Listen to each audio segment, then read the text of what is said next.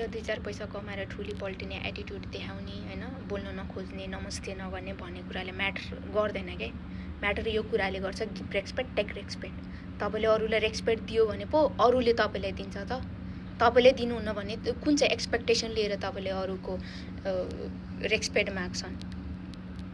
अनि कमाएर ठुली भाकी भन्ने कुरा त अफकोर्स म त्यसमा घमण्डीका साथ भन्न सक्छु। मैले 19 वर्षको उमेरदेखि अनि स्ट्रगल गरेर आजको डेटसम्म आउँदाखेरि मैले कति रोएँ, कति मतलब अरूको कुरा सुने।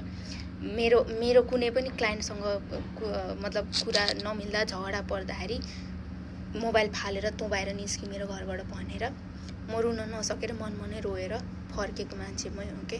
त्यतिसम्म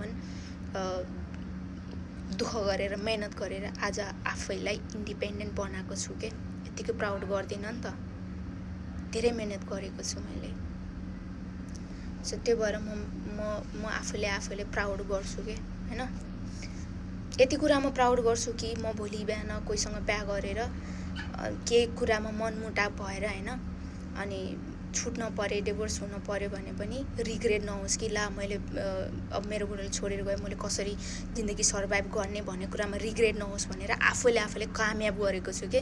ताकि मैले कुनै पनि कुनामा गएर खान सकुन्, आफैले मेहनत गरेर माग्न नपरोस्, हात फैलाउन नपरोस् भनेर।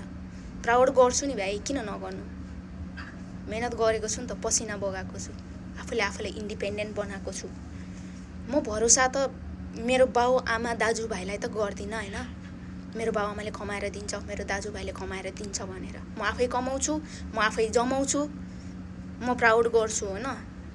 त्यो कसैले भन्नुपर्ने जरुरतै छैन के। म कमाउँछु नि त भाइ, मेहनत गरेको छु नि त, रात दिन नभनिकन।